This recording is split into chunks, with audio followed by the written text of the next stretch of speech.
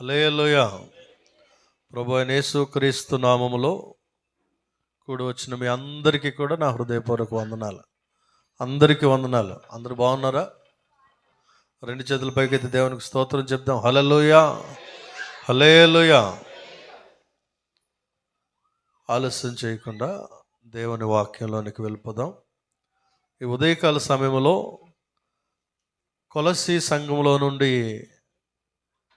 సమయానుకూలంగా 2-3 విషయాలు మనం నేర్చుకునే ప్రయత్నం చేద్దాం.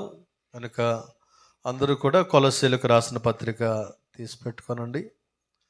కొలస్సీ సంఘము నుండి కొన్ని విషయాలు ఈ ఉదయకాల సమయంలో ఈ పరిశుద్ధ దినంలో మనం నేర్చుకునే ప్రయత్నం చేద్దాం.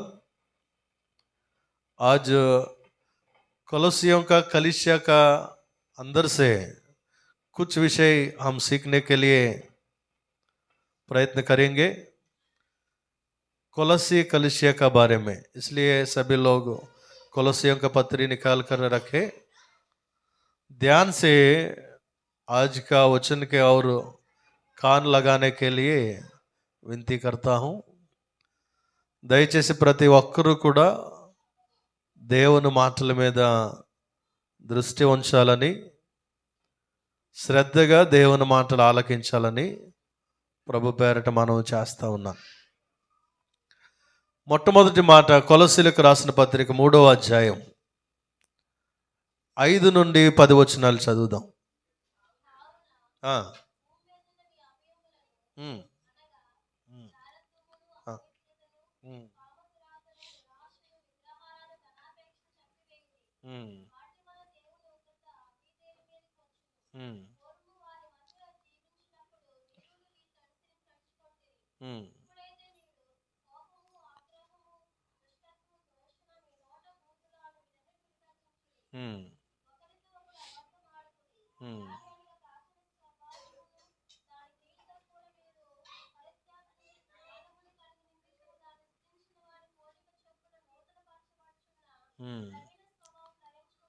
చాలండి. దేవుడి లేఖన భాగాన్ని మన వినికిడిలో దీవించునుగాక. ఈ కొలస్సీ సంఘములో నుండి చదవబడిన 5 వచనాల్లో సంక్షిప్తంగా ఒక్క మాటలో చెప్పాలంటే, మీ పాత స్వభావాన్ని విడిచిపెట్టి క్రొత్త స్వభావాన్ని ధరించుకోండి అని పరిశుద్ధాత్ముడు ఈ లేఖనాల్లో నుండి మనతో మాట్లాడుతూ ఉన్నారు. इस पंचायत के अंदर से हम सीखना, एक ही विषय में बोलना है तो एक ही बात में, पुराना स्वभाव को छोड़कर नया स्वभाव को अपनाना करके परमेश्वर का वचन कहते हैं. प्रिय भाइयों, ఈరోజు ఆయన సన్నిధిలో ఉన్నటువంటి మనము రక్షించబడ్డాము, బాప్తిస్మం తీసుకున్నాము, ప్రభు యొక్క బల్లలో పాల్గొంటున్న వారము చాలామంది ఉన్నాం. రక్షించబడినటువంటి మనము ఇక్కడ చెప్పబడినటువంటి స్వభావాల్లో ఇంకా ఏమైనా ఆ లక్షణాలు, ఆ అవశేషాలు, ఆ యొక్క స్వభావంలో కొన్ని ఇంకా మనలో ఏమైనా కనబడుతూ ఉన్నాయా? జాగ్రత్తగా పరిశీలన చేసుకోవాలి. ఇక్కడ అంటున్నాడు, జారత్వమును, అపవిత్రతను, కామాతురతను, దురాశను, విగ్రహారాధన అయిన ధనాపేక్షను చంపివేయుడి. కోపము, ఆగ్రహము, దుష్టత్వము, దూషణ, మీ నోట బూతులు అను వీటన్నిటినీ విసర్జించుడి. ఒకనితో ఒకడు అబద్ధమాడకుడి. దేవునికి స్తోత్రం. 2 వచనాల్లో చాలా పెద్ద పెద్ద విషయాలు, 5వ వచనంలోను 8వ వచనంలోను పెద్ద విషయాలు ఉన్నాయి. అవన్నీ నేను మిమ్మల్ని అడగట్లేదు, కానీ ఆ 9వ వచనం ప్రారంభంలో అంటున్నాడు, ఒకనితో ఒకడు అబద్ధమాడుకుడి. ఈరోజు ఈ అబద్ధము అనేటువంటిది జూట్ బోల్నా, ఈ అబద్ధం అనేటువంటిది ఇంకా మన మీద ఏలుబడి చేస్తున్నట్లయితే దాని అర్థం ఏంటనంటే ఇంకా ప్రాచీన స్వభావము, పాత స్వభావము, పాప స్వభావము ఇంకా మనలో నుండి వెళ్ళిపోకుండా ఏదో ఒక మూలన నిలిచి ఉంది. अभी भी हम झूठ बोलेगा तो उद्धार पाने के बाद, बपतिस्मा लेने के बाद, प्रभु का सन्निधि में रोटी लेने के बाद भी आज भी झूठ बोलेगा तो उसका मतलब यही है तुम उद्धार नहीं पाया है। अभी भी पुराना स्वभाव का कुछ गुण अभी भी तुम्हारा जिंदगी में है। इसलिए प्रभु का वचन कहते हैं एक कोलोसियों का कलीसिया का द्वारा, तुम लोग तुम्हारा प्राचीन स्वभाव, पुराना स्वभाव को छोड़कर नया स्वभाव को अपनाना चाहिए, नया स्वभाव को धारण करना चाहिए करके परमेश्वर का वचन लिखते हैं। ఈ రోజుకి కూడా చిన్న చిన్న విషయాల్లో దేవుని బిడ్డలం మంచిగా ప్రార్థన చేస్తాం, పాటలు పాడతాం, దేవుని మందిరానికి క్రమంగా వస్తాం, రక్షించబడ్డాం, ఎన్నో సంవత్సరాల నుంచి మంచి విశ్వాసగా పిలువబడుతూ ఉన్నాం. అయినా కూడా మనల్ని ఈ లక్షణాలు ఏలుబడి చేస్తున్నట్లయితే, ఈ అబద్ధం అనేటువంటిది ఏలుబడి చేస్తున్నట్లయితే నువ్వు ఇంకా పాత జీవితంలోనే ప్రాచీన స్వభావంలోనే ఉన్నావు. నేను మిమ్మల్ని ఎవరిని కూడా జారత్వము, అపవిత్రత, కామాతురత, విగ్రహారాధన ఇవన్నీ నేను చెప్పట్లేదు. కానీ దేవుని వాక్యంలో చెప్పబడిన మాట ఏంటంటే హెబ్రీ 12లో సులువుగా చిక్కులు పెట్టు పాపం అని రాయబడింది. సులువుగా చిక్కులు పెట్టు పాపం అంటే ఏంటంటే ఇదే, ఈ అబద్ధాలు ఆడడం. చాలా సులువుగా అబద్ధాలు ఆడేస్తూ ఉంటాం. సులువుగా అబద్ధాలు ఆడేస్తున్నాం. కానీ ప్రకటన గ్రంథంలో దాని గురించి ఏం రాశాడంటే అబద్ధములు ఆడు వారందరూ ఎక్కడుంటారంట? రెండవ మరణములో, అంటే నరకంలో ఉంటారని రాయబడింది. ఆ అగ్నిగుండమే రెండవ మరణం. బాగా చదవాలా వచ్చినండి. దేవునికి స్తోత్రం, హల్లెలూయా. నీవు నేను మరి ఆ సులువుగా చిక్కులు పెట్టు పాపానికి అనగా ఈ అబద్ధానికి లోబడుతున్నామా లేక దానికి దూరంగా ఉంటున్నామా పరీక్షించుకోవలసినటువంటి అవసరత ఉంది ప్రియ దేవుని బిడ్డలారా. आज भी हम झूठ बोलेगा तो ये इब्रानियों का पत्री 12वें अध्याय में आसान से करने वाला पाप का बारे में लिखा है. वो ही बात है झूठ बोलना. हम आसान से झूठ बोलता है दूसरों के साथ, लेकिन उसका मजदूरी कैसा है कि प्रकाशित वाक्य में लिखा गया है वो नरक में डाला जाएगा. जो झूठ बोलते हैं वो नरक में ही जाएगा करके. దేవుని బిడ్డలారా, కనుక జాగ్రత్తగా ఆలోచన చేయండి. క్రైస్తవ్యము, భక్తి జీవితము చాలా చాలా జాగ్రత్తగా మనము నడుచుకోవాలి. అజాగ్రత్తగా ఉండడానికి వీల్లేదు, అజాగ్రత్తగా మాట్లాడడానికి వీల్లేదు. మన నోట నుండి వస్తున్న ప్రతి మాటకి కూడా మనము లెక్క అప్పగించవలసి ఉన్నది. ఈ విషయాన్ని మనము గ్రహించాలి.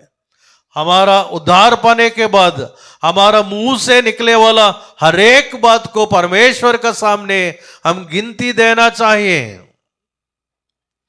We are accountable to the Lord from the day of judgment. తీర్పు దినాన రక్షించబడిన తర్వాత, రక్షించబడక ముందు నువ్వేం మాట్లాడేసినా, ఎలా మాట్లాడేసినా అదంతా నడుస్తుంది. నువ్వు రక్షించబడిన తర్వాత అప్పటి వరకు నువ్వు చేసిన పాపాలన్నిటినీ ఆయన క్షమించి వేస్తాడు. నువ్వు రక్షించబడిన తర్వాత, బాప్తిసం తీసుకున్న తర్వాత ఆయన బల్లలో చేయి వేస్తుంది మొదలుకొని నువ్వు మాట్లాడుతున్న ప్రతి మాటకి దేవుని ఎదుట లెక్క అప్పగించాలి. కనుక ఆ పాత స్వభావాన్ని విడిచిపెట్టే ప్రయత్నము మనం చేయాలి ప్రియ దేవుని బిడ్డలారా. నవీన స్వభావాన్ని ధరించుకోవాలంట. చూడండి, ఎఫెసీయులకు రాసిన పత్రిక 4వ అధ్యాయము ఎఫెసీయులకు రాసిన పత్రిక 4వ అధ్యాయము 22 నుండి 24 వరకు చదువుదాం. కావున మునుపటి ప్రవర్తన విషయంలోనైతే మోసకరమైన దురాశల వలన చెడిపోవు మీ ప్రాచీన స్వభావమును వదులుకొని నూతన పరచబడిన వారై నీతియు యథార్థమైన భక్తియు గలవారై దేవుని పోలికగా సృష్టింపబడిన నవీన స్వభావమును ధరించుకొనవలెను. హల్లెలూయా, హల్లెలూయా. ఇంతకుముందు నీ ఇష్టం వచ్చినట్టుగా ప్రవర్తించేవాడివి, ఇంతకుముందు దురాశలు కలిగి ఉండేదానివి, ఇంతకుముందు మోసం చేసేటువంటి లక్షణం ఉండేది, ఇతరులను మోసం చేసేటువంటి స్వభావం ఉండేది. కానీ రక్షించబడిన తర్వాత ఆ దురాశలు నీలో ఉండకూడదు, మోసం చేసేటువంటి మోసకరమైన జీవితం ఉండకూడదు. ఇంకా నీ ఇష్టానుసారంగా నువ్వు జీవించడం కాదు, కానీ దేవుని చిత్తానుసారంగా జీవించడానికి నీవు నీతియు యథార్థమైన భక్తియు కలిగి దేవుని పోలికగా నవీన స్వభావాన్ని ధరించుకోవాలి అంటున్నాడు. దేవుని పోలికగా. క్రైస్తవులు అంటే క్రీస్తుని పోలి నడుచుకునిచున్నవారు.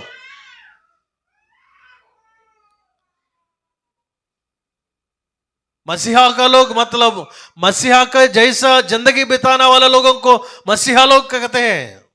हमारा अंदर मसीहा का जो गुण है, हमारा अंदर वो गुण होना चाहिए. पिछले उद्धार पाने से पहले जो पाप है, धोखा देने का तरीका है, वो अभी हमारा जिंदगी में नहीं होना चाहिए. वो सब कुछ छोड़कर हम नया बनना चाहिए. परमेश्वर का रूप हमारा अंदर दूसरों को दिखाना चाहिए करके परमेश्वर का वचन कहते हैं. దేవుని యొక్క పోలికలో మనము నవీన స్వభావాన్ని ధరించుకొని క్రీస్తును కనపరిచే వారులాగా జీవించాలని దేవుని వాక్యం చెప్తుంది. హల్లెలూయా. మొట్టమొదటిగా క్రైస్తవులు అని ఎక్కడ పిలువబడ్డారు? అంతియోకియాలో శిష్యులు మొట్టమొదటిగా క్రైస్తవులుగా పిలువబడ్డారంట. ఆ అంతియోకియాలో ఉన్నటువంటి ప్రజలందరూ కూడా ఆ శిష్యుల్ని చూస్తూ ఉన్నప్పుడు, ఆ శిష్యుల యొక్క నడవడిక చూస్తూ ఉన్నప్పుడు, వారి పద్ధతి, వారి ప్రవర్తన, వారి జీవన విధానం చూస్తున్నప్పుడు వారు యేసు వలె ప్రేమిస్తూ, యేసు వలె దయా కనికరం కలిగి జీవిస్తూ యేసును పోలి నడుచుకున్నారు కనుక వారందరూ కూడా ఆయన చూసి వీళ్ళు కూడా యేసుక్రీస్తులాగా పనిచేస్తున్నారు, యేసుక్రీస్తులాగా మాట్లాడుతున్నారు, ప్రేమను చూపిస్తున్నారు, కరుణ చూపిస్తూ ఉన్నారని చెప్పి వీరు క్రీస్తును పోలి నడుస్తున్నారు కనుక వీరు క్రైస్తవులు అని పెట్టారు. దేవునికి స్తోత్రం, హల్లెలూయా. మరి ఈరోజు మనం క్రీస్తును పోలి నడుచుకుంటున్నామా? ఆలోచన చేయాలి. క్రైస్తవులుగా పిలువబడుతూ ఉన్నాం, ఆ క్రీస్తు యొక్క గుణలక్షణాలు మనలో ఉన్నాయా?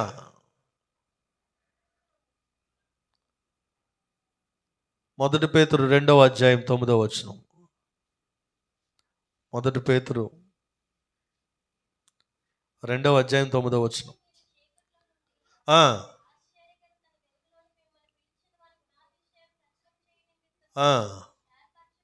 చాలండి. అక్కడ ఏమని రాయబడింది? మిమ్మల్ని చీకటిలో నుండి ఆశ్చర్యకరమైన తన వెలుగులోనికి పిలిచిన వాని గుణాతిశయములను ప్రచురము చేయు నిమిత్తము. हमको जो अंधियारा से उजालों को जो बुलाया हुआ वो परमेश्वर का गुणगणा को प्रचार करने के लिए परमेश्वर ने हम सबों को चुन लिया है. परमेश्वर ने हम सबों को बुलाया है. దేవుడు మనల్ని ఎన్నుకున్నాడు, ఏర్పరచుకున్నాడు. ఎందుకు అంటే ఆయన గుణాలను ప్రచురము చేయు నిమిత్తము. ఆయన స్వభావము, ఆయన ప్రేమ, ఆయన కరుణ, ఆయన దయ, ఆయన పరిశుద్ధత మన యొక్క జీవితంలో మనం అన్వయించుకొని ఆయన గుణాతిశయాలను ఇతరులకు ప్రచురము చేయడానికి దేవుడు మనలను పిలుచుకున్నాడు. దేవునికి స్తోత్రం. హల్లెలూయా. ఒకప్పుడు పాపములో ఉన్నాం, ఒకప్పుడు లోకములో ఉన్నాం, ఒకప్పుడు మనం ఇష్టం వచ్చినట్టుగా మనం జీవించాం. ఏది చేయాలంటే అది చేసాం, ఏది చూడాలంటే అది చూసాం, ఏం మాట్లాడాలంటే అది మాట్లాడాం, ఏది ఎక్కడికి వెళ్ళాలంటే అక్కడికి వెళ్ళాం. కానీ ఇప్పుడు దేవుడు మనల్ని ప్రత్యేకపరిచాడు, దేవుడు మనల్ని ఎన్నుకున్నాడు. ఏది పడితే అది చూడడానికి లేదు, ఏది పడితే అది చేయడానికి లేదు, ఏది పడితే అది మాట్లాడడానికి లేదు, ఎక్కడ పడితే అక్కడికి వెళ్ళడానికి లేదు. కొన్ని నిర్దిష్టమైనటువంటి ప్రణాళికలు దేవుడు మనకి అందించి ఉన్నాడు. ఈ వాక్యానుసారంగా మనం నడుచుకోవాలి. దేవునికి స్తోత్రం. హల్లెలూయా. हमारा इच्छा के अनुसार नहीं बल्कि परमेश्वर का वचन के आधार पर आगे बढ़ने के लिए परमेश्वर ने हम सबों को चुन लिया है. यीशु मसीह का गुणगुना को दूसरों को प्रचार करने के लिए परमेश्वर ने हम सबों को चुन लिया है. इसलिए हमारा जिंदगी में नवीन स्वभाव को अपनाना चाहिए.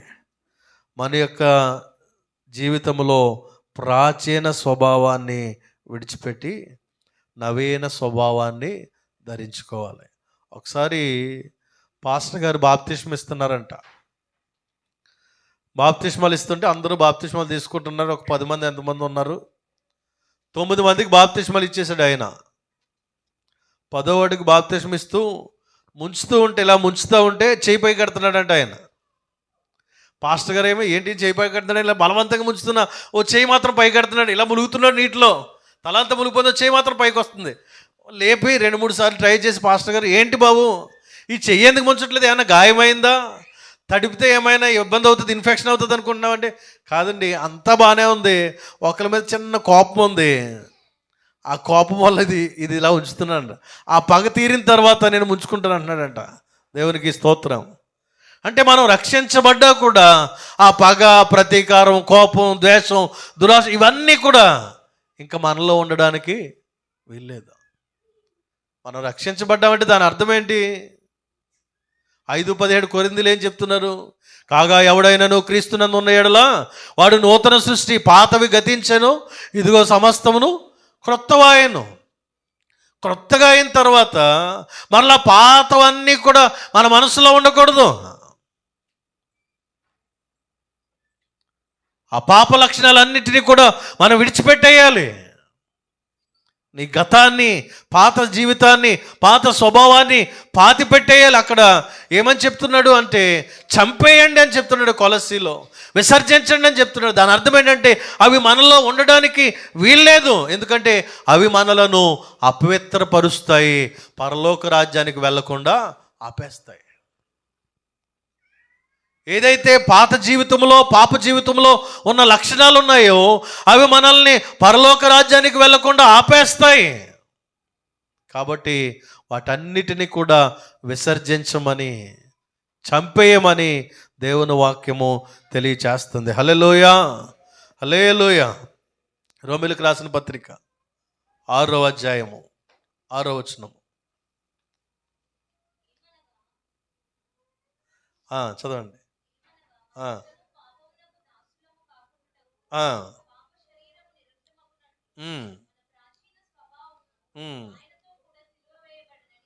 దేవునికి స్తోత్రం. హల్లెలూయా. మన ప్రాచీన స్వభావము, మన పాప శరీరము ఆయనతో కూడా ఏమైందంట? సిలువ వేయబడింది. హల్లెలూయా. ఆయన మన గత పాపాలన్నిటినీ కూడా ఆయన క్షమించేశాడు. మనం ఇంకా వాటన్నిటిని జ్ఞాపకం చేసుకోకూడదు, వాటిలో ఉండకూడదు. అవేమి మన మనస్సులోనికి, తలంపుల్లోనికి, ఊహల్లోనికి రానియకూడదు. ప్రియ దేవుని బిడ్డలారా, ఈ కడవరి దినాల్లో, అంచె దినాల్లో ఉన్నాము. మనము నవీన స్వభావము అనగా క్రొత్త స్వభావము, పరిశుద్ధమైన స్వభావము కలిగి జీవించాలని దేవుని వాక్యం మనకు తెలియచేస్తుంది. హల్లెలూయా. మొట్టమొదటి మాట కొలస్సీ సంఘము నుండి మొట్టమొదటి మాట ఏం నేర్చుకోవాలంటే, పరిశుద్ధులుగా దేవుని బిడ్డలుగా మనందరము ప్రాచీన స్వభావాన్ని విడిచిపెట్టి నవీన స్వభావాన్ని ధరించుకోవాలి. ये कोलोसियों का कलीसिया के द्वारा पहले बात हम सीखना चाहिए कि पुराना स्वभाव को छोड़कर नया स्वभाव को अपनाना चाहिए. दूसरी बात देखेंगे, రెండవ మాట చూద్దాం. 3వ అధ్యాయము కొలస్సీలకు రాసిన పత్రిక 3వ అధ్యాయము 16వ వచనం. సంగీతములతోనూ కీర్తనలతోనూ ఆత్మ సంబంధమైన పద్యములతోనూ ఒకరికొకడు బోధించుచు బుద్ధి చెప్పుచు కృపాసహితముగా మీ హృదయములలో దేవుని గూర్చి గానము చేయుచు సమస్త విధములైన జ్ఞానముతో క్రీస్తు వాక్యము మీలో సమృద్ధిగా నివసింపనీయుడి. దేవునికి స్తోత్రం. హల్లెలూయా. అమ్మా జాగ్రత్తగా వినండి. రెండవ మాట, కొలస్సీ సంఘములో నుండి పరిశుద్ధాత్ముడు మనకు జ్ఞాపకం చేస్తున్న మాట ఏంటంటే, వాక్యాన్ని మన హృదయములో నివసింపనీయాలి. దేవునికి స్తోత్రం.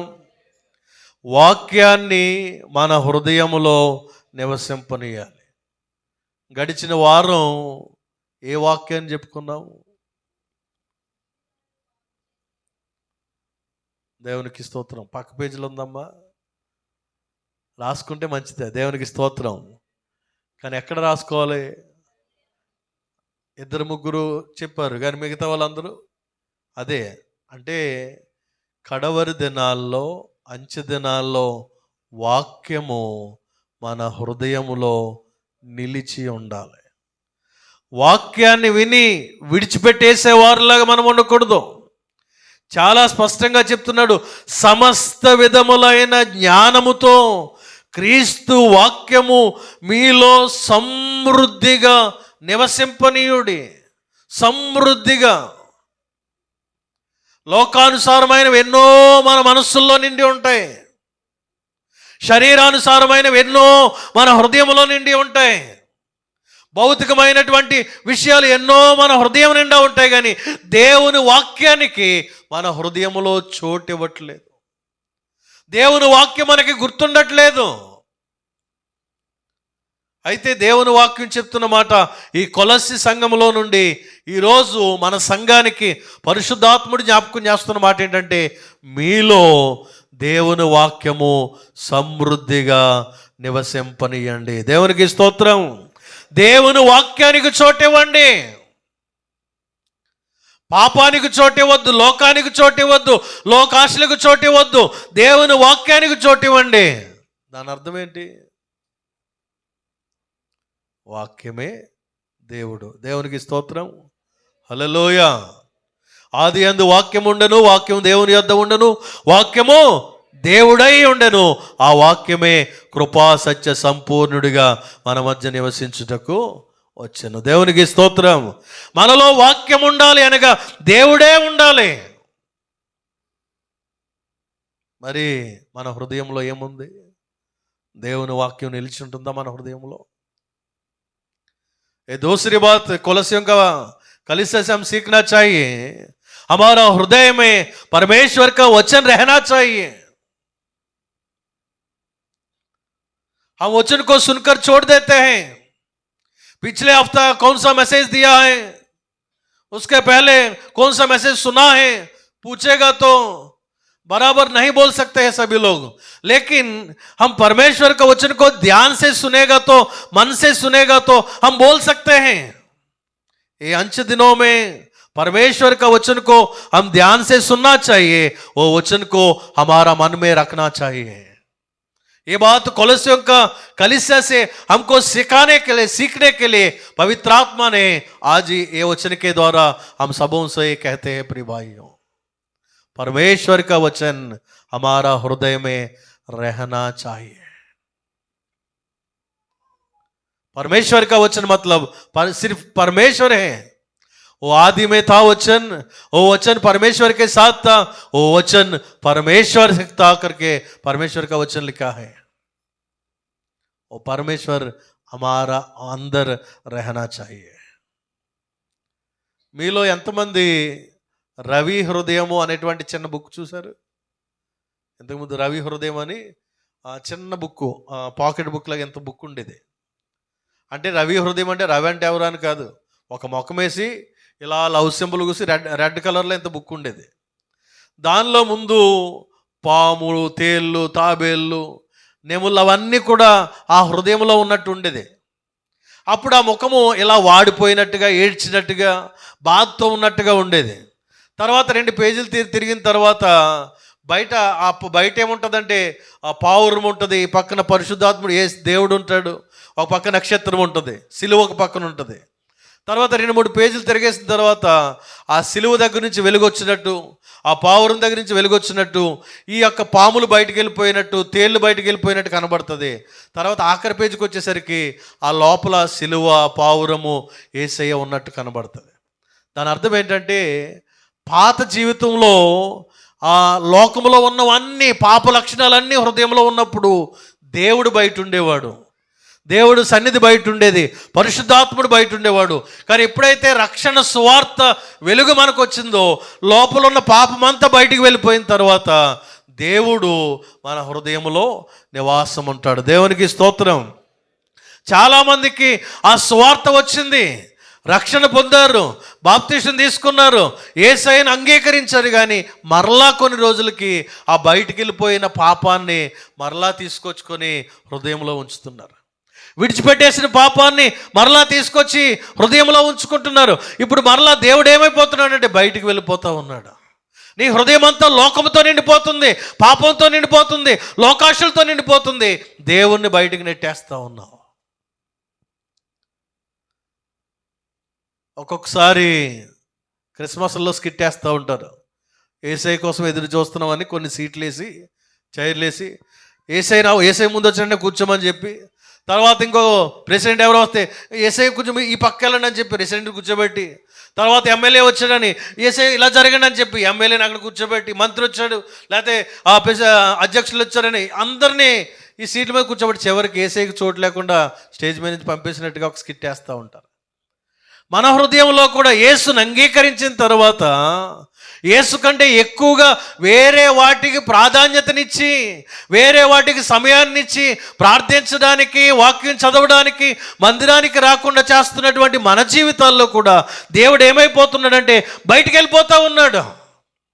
ఆయన సన్నిధి మన జీవితంలో ఉండట్లేదు, ఆయన ప్రసన్నత మనం అనుభవించట్లేదు, ఆయన నడిపింపు మన జీవితంలో రావట్లేదు. కారణం ఏంటంటే లోకానుసారమైన అనేక ఆశలు, అనేక తలంపులు, అనేక ఊహలతో నువ్వు నిండిపోతూ ఉన్నావు. కనుక ఈరోజు దేవుని వాక్యం చెప్తుంది, ఆ వాక్యము మీ హృదయములో నిలిచి ఉంటే మీరు దీవించబడతారు. హల్లెలూయా, హల్లెలూయా.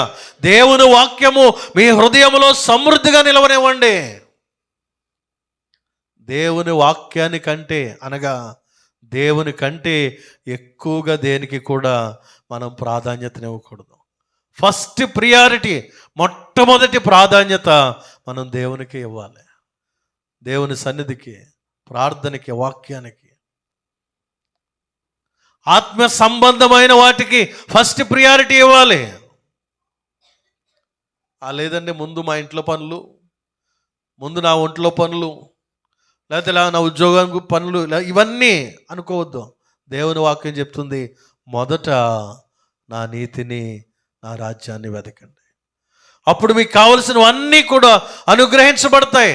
మనం ఏం చేస్తున్నాం? మనకు కావలసినవన్నీ వెతుక్కుంటున్నాం, దేవుని వెనకాల పెట్టేస్తున్నాం. కనుక మన పనులు ముందుకెళ్ళట్లేదు, మన ప్రయత్నాలు సఫలం అవ్వట్లేదు. మొదట ఆయన నీతిని, ఆయన రాజ్యాన్ని వెతకాలి. అనగా దేవుని వాక్యము మీలో సమృద్ధిగా నిలిచి ఉండాలంట. దేవునికి స్తోత్రం. హల్లెలూయా. मसीहा का वचन तुम्हारे हृदय में बहुतायत से वास करना चाहिए. तुम्हारा हृदय में परमेश्वर के वचन को रहना चाहिए. प्रिय भाइयों, कभी भी परमेश्वर के वचन को नहीं भूलना चाहिए. అరే ఆ దేవుని వాక్యము మన హృదయంలో ఉండాలి. చూడండి హెబ్రీ 4:12, హెబ్రీలకు రాసిన పత్రిక 4వ అధ్యాయము 12వ వచనం. ఎందుకనగా దేవుని వాక్యము సజీవమై బలము గలదై రెండంచులు గల ఎటువంటి ఖడ్గము కంటెను వాడిగా ఉండి ప్రాణాత్ములను కీళ్లను మూలుగను విభజించినంత మట్టుకు దూరుచు హృదయము యొక్క తలంపులను ఆలోచనలను శోధించుచున్నది. దేవునికి స్తోత్రం. ఎప్పుడైతే ఈ దేవుని వాక్యము నీ హృదయములో ఉంటుందో, ఈ దేవుని వాక్యాన్ని నీ హృదయములో నివసింపనిస్తావో, ఆ దేవుని వాక్యము ఎంత శక్తి కలిగింది అంటే ఆ దేవుని వాక్యం మొట్టమొదటిగా సజీవమైంది.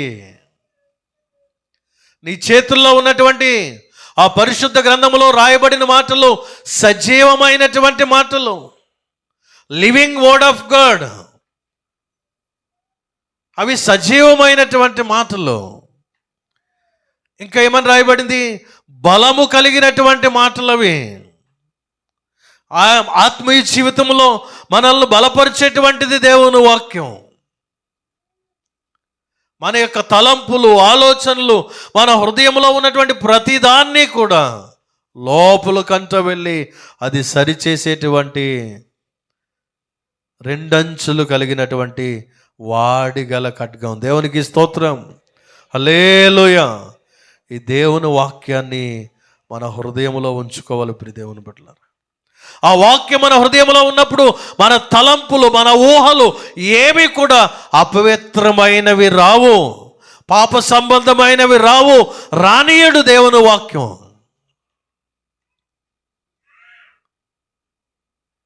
ఈ దేవుని వాక్యం మన హృదయంలో ఉండాలి. దావీదు అంటున్నాడు, నీ వాక్యము నా హృదయంలో ఉంచుకున్నాను కనుక నేను పాపం చేయకుండా ఉన్నాను. నీ ఎదుట నేను పాపం చేయకుండానట్లు నా హృదయంలో నీ వాక్యం ఉంచుకున్నాను అని 119వ కీర్తన 11వ వచనంలో అంటున్నాడు. ప్రియ దేవుని బిడ్డ, ఎవరిలో అయితే దేవుని వాక్యం ఉంటుందో వారు పాపము చేయలేరు. ఎవరిలో అయితే దేవుని వాక్యం ఉంటుందో వారికి పాపపు తలంపులు రావు.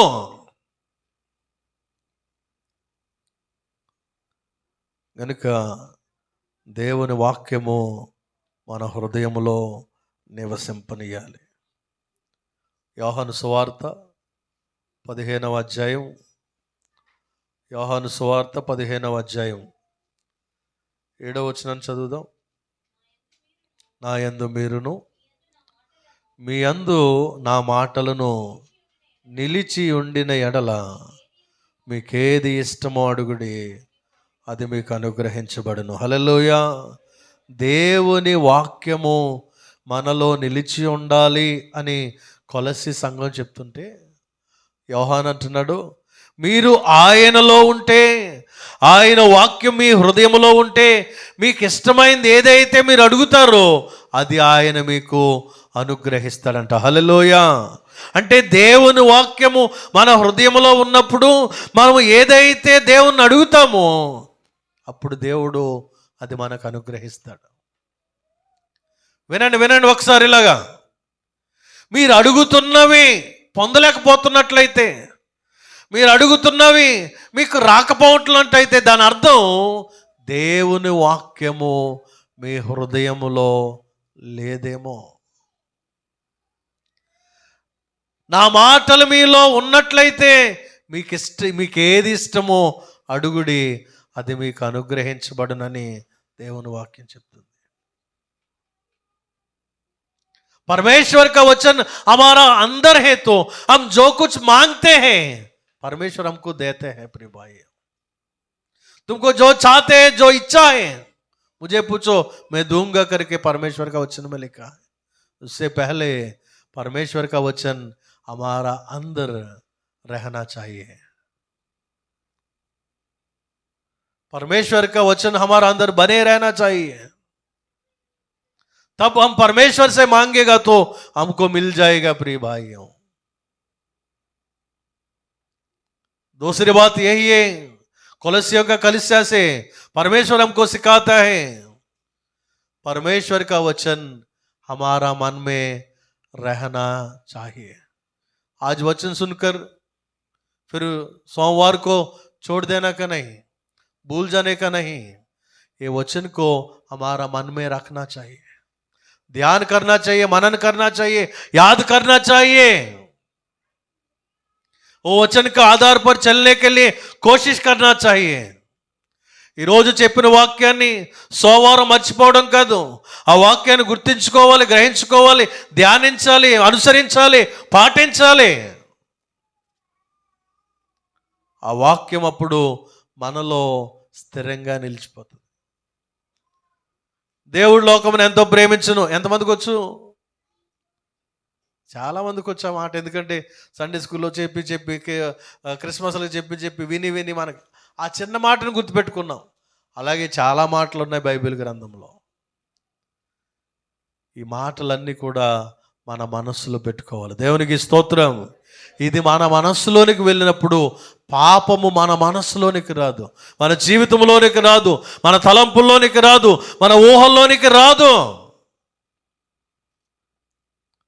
గనుక ప్రియ దేవుని బిడ్డలారా, దేవుని వాక్యాన్ని మన యొక్క హృదయంలో సమృద్ధిగా నివసింపనిద్దాం. దేవునికి స్తోత్రం. మూడో మాట త్వరగా చూసుకుని ముగింపులోకి వెళ్దాం. 4వ అధ్యాయము, కొలస్సీలకు రాసిన పత్రిక 4వ అధ్యాయం 2వ వచనం. ప్రార్థన యందు నిలకడగా ఉండి. దేవునికి స్తోత్రం. హల్లెలూయా. మొట్టమొదటిగా నూతన స్వభావం, నవీన స్వభావం కలిగి ఉండాలి. రెండవది హృదయములో వాక్యం నివసింపనీయాలి. మూడవది ప్రార్థనలో నిలకడగా ఉండాలి. హల్లెలూయా, హల్లెలూయా. प्रार्थना में लगे रहना चाहिए. तीसरी बात यही है, कोलोसियों का कलीसिया से परमेश्वर हमको सिखाने वाला 3 विषय. पहले, पुराना स्वभाव को छोड़कर नया स्वभाव को अपनाना चाहिए. दूसरा, परमेश्वर का वचन तुम्हारा मन में बने रहना चाहिए. तीसरा, प्रार्थना में लगे रहना चाहिए. మూడో మాట ఏంటంటే ప్రార్థనలో నిలకడగా ఉండాలి. నిలకడగా అంటే నిరంతరము, ఎడతెగక, ప్రతిదినము, ప్రతిక్షణము అని అర్థం. ఒక క్రైస్తవుడిగా, దేవుని బిడ్డగా, దేవుడు నీకు నాకు ఇచ్చిన బలమైన ఆయుధం ఏంటంటే ప్రార్థనే. దేవుడు మనకిచ్చిన గొప్ప బహుమానం, గొప్ప ఆయుధం, ఆయనతో మాట్లాడే ఒక ధన్యకరమైనటువంటి విషయం ఏంటంటే ప్రార్థనే. ఆ ప్రార్థన ద్వారానే నువ్వు దేవునితో మాట్లాడతావు. ఆ ప్రార్థన ద్వారానే దేవునికి నీకు మధ్య మంచి సహవాసము, సంబంధము ఏర్పాటవుతుంది. ప్రియ దేవుని బిడ్డ, ఎన్ని రోజులైంది దేవునితో మాట్లాడి? రోజుకి ఎన్నిసార్లు మాట్లాడుతూ ఉన్నావు? ఏ సమయాల్లో మాట్లాడుతూ ఉన్నావు? ఎంతసేపు మాట్లాడుతూ ఉన్నావు అనేది నీ భక్తి జీవితం మీద ఆధారపడి ఉంటుంది. ఎక్కువసేపు మాట్లాడేవారు ఎక్కువగా దీవించబడతారు, తక్కువసేపు మాట్లాడేవారు తక్కువగా దీవించబడతారు. కారణం ఆ రిలేషన్షిప్లో ఉన్నటువంటి ఆశీర్వాదం.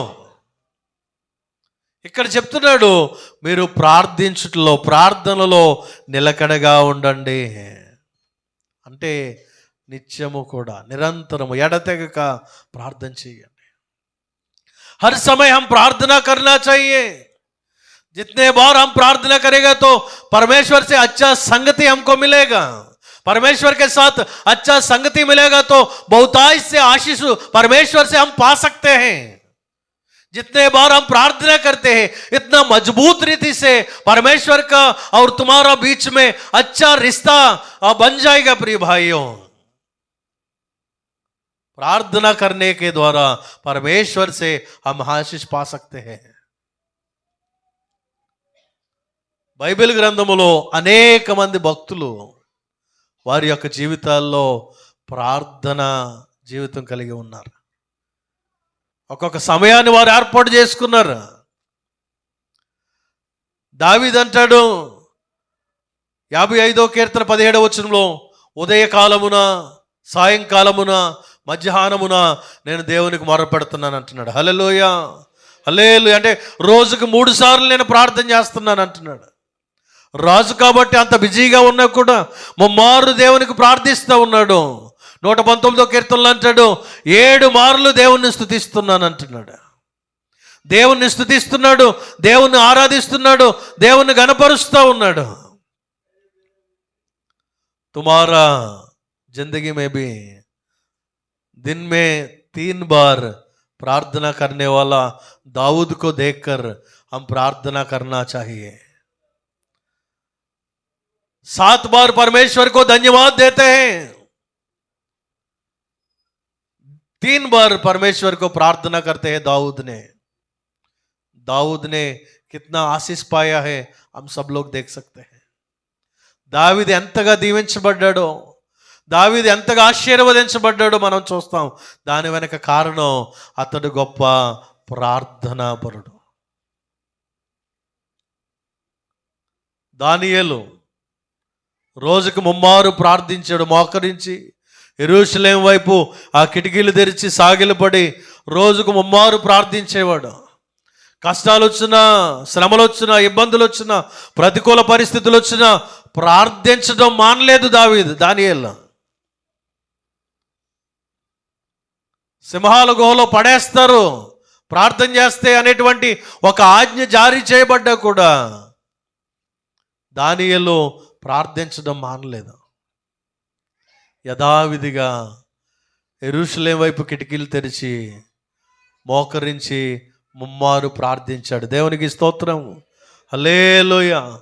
ప్రార్థనాపరుడు దానియేలు. ఒక పథకం ప్రకారం దానియేలును పట్టుకుని సింహాల బోనులో పడేశారు. జాగ్రత్తగా వినండి, ముగింపులోకి వస్తున్నాను అమ్మా, జాగ్రత్తగా. మనం జూకు వెళ్తూ ఉంటాం అప్పుడప్పుడు. జూకు వెళ్ళినప్పుడు ఆ పులుల్ని, సింహాలని చూడడానికి ప్రత్యేకంగా దగ్గరగా చూడాలంటే కొన్ని వెహికల్స్లో తీసుకెళ్తారు మనల్ని, ఫుల్ సెక్యూరిటీ ఉన్నటువంటి వెహికల్స్లో దగ్గరగా చూడడానికి.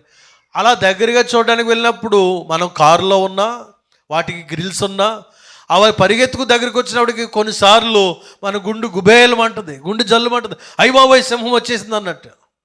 ఏంటి, మనం కారులో ఉన్నాం, మన చుట్టూ సెక్యూరిటీ గార్డు ఉంటాడు, అలాగే డ్రిల్స్ ఉంటాయి, పెద్ద పెద్ద ఊసలు ఉంటాయి, అవి పగలగొట్టేంత గట్టిగా, చాలా గట్టిగా ఉంటాయి. అయినా కూడా భయం వేస్తుంది మనకి సింహాన్ని చూసినప్పటికీ. కానీ అటువంటి సింహాల బోన్లోనే పడవేయబడ్డప్పుడు బతికి బట్టగడతాడంటారా? ఆ రాజుకి ఇష్టం లేదు, కానీ వీళ్ళు మోపినటువంటి నిందను బట్టి దానియేలుని సింహాల గుహలో పడేశారు. దానియేలు ప్రార్థనాపరుడు గనుక దానియేలు మోకరించినప్పుడు ఆ యొక్క సింహాలు ఆయన ఎదుట మోకరించాయి. దేవునికి స్తోత్రం, హల్లెలూయా. దానియేలు మోకరించినప్పుడు ఆ సింహాలు ఆయన ఎదుట మోకరించాయి. ఏం చేయలేదు. ఆ రాత్రంతా కూడా రాజుకు నిద్ర లేదు. ఎలా ఉన్నాడో మొత్తం చీల్చుకుని ముక్కలు ముక్కలు చేసేసి పిప్పి చేసి తినేసినాయేమో. పొద్దున్నే తెల్లవారుతగానే పరిగెత్తుకుని వెళ్ళి ఆ సింహాల గుహ దగ్గరికి వెళ్ళి అంటున్నాడు, నువ్వు రోజు సేవించేవాడు కదా, నువ్వు రోజు ప్రార్థన చేసేవాడు కదా, ఆ దేవుడు దానియేలు నిన్ను రక్షించాడా అని ఎవరు అడుగుతున్నారు? రాజు అడుగుతున్నాడు. హల్లెలూయా. రాజు చిరంజీవి అగునుగా కానీ లోపల నుంచి స్వరం వస్తుంది, నేను నా దేవుని ఎదుట నిర్దోషిగా ఉన్నాను గనుక ఆయన నన్ను సజీవంగా ఉంచాడని చెప్పాడు. దేవునికి స్తోత్రం, హల్లెలూయా. ఆ సింహాలకి ఆకలేదేమో, సింహాలకి కడుపు నిండాగా ఉందేమో, అందుకే రాత్రి ఏం తినలేదేమో అనుకుంటాం మనం. ఆ తర్వాత దానియేలును బయటికి తీసుకొచ్చి ఎవరైతే ఈ పన్నాగం పన్నారో ఆ 30-40 మందిని ఒకేసారి తీసుకొచ్చి ఆ 30-40 మందిని ఒకేసారి ఆ గుహలో పడేశారంట. పడేస్తుంటే ఆ పైనుంచి కిందకి రాకముందే ఆ ఎముకలతో సహితం మొత్తం అందరినీ పిండి చేసి తినేసినాయి అంట. అంత కోపంగా ఉన్నాయి సింహాలు. దేవునికి స్తోత్రం, అయినా కూడా ప్రార్థనా పరుడు ముందు ఆ సింహాలు మోకరించాయి. దేవునికి స్తోత్రం. హల్లెలూయ. నువ్వు ప్రార్థనా పరుడు అయితే, నువ్వు ప్రార్థనా పరురాలు అయితే, నీ మీదకు వచ్చే శత్రువు కూడా నోరు మూసుకొని మౌనంగా ఉండేలాగా దేవుడు చేస్తాడు. దేవునికి స్తోత్రం. హల్లెలూయ. కొలస్సీ సంఘములో నుండి మన సంఘానికి పరిశుద్ధాత్ముడు జ్ఞాపకం చేస్తున్న 3వ మాట, ప్రార్థనలో నిలకడగా ఉండండి. లేచిన వెంటనే ప్రార్థించండి. పనులకు వెళ్తున్నప్పుడు ప్రార్థించండి. పని నుంచి వచ్చిన తర్వాత ప్రార్థించండి. పండుకునే ముందు ప్రార్థించండి. అవకాశం దొరికినప్పుడల్లా ప్రార్థన చేయండి.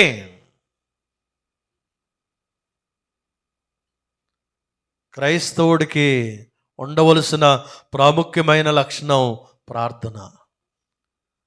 1 సమూయేలు 12:23 సమూయేలు అంటాడు, నేను ప్రార్థించకపోతే పాపం చేసిన వాడిని అవుతాను. अगर मैं प्रार्थना नहीं करेगा तो पाप करने वाला हो सकता है परमेश्वर के सामने, इसलिए मैं प्रार्थना करूंगा करके సమూయేలు कहते हैं. నేను ప్రార్థన చేస్తాను, ప్రార్థన చేయకపోతే నేను పాపం చేసినోడిని అవుతాను. ఎంతమంది ప్రతిరోజు ప్రార్థిస్తూ ఉన్నారు? ఎంతమంది సంఘం కొరకు ప్రార్థిస్తున్నారు? ఎంతమంది ఈ కేకాల్ని రక్షణ కొరకు ప్రార్థిస్తూ ఉన్నారు? ఎంతమంది మన దేశ రక్షణ కొరకు ప్రార్థిస్తూ ఉన్నారు? నువ్వు ప్రార్థన చేస్తున్నట్లయితే దేవునికి స్తోత్రం. లేకపోతే అప్పుడప్పుడు ప్రార్థన చేస్తున్నావా?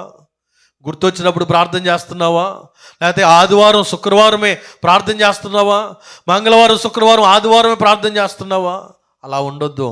నిలకడగా ప్రతిరోజు ప్రార్థించేవాడిగా, ప్రార్థించేదానిగా నీవు ఉండాలని దేవుని వాక్యము మనకు తెలియచేస్తుంది. హల్లెలూయ. నవీన స్వభావం అంటే నూతన స్వభావం కలిగి పాప స్వభావం లేకుండా జీవించుదాం. రెండవది, దేవుని వాక్యాన్ని మన హృదయములో నివసింపనిద్దాం. మూడవది, ప్రార్థనలో నిలకడగా ఉందాం.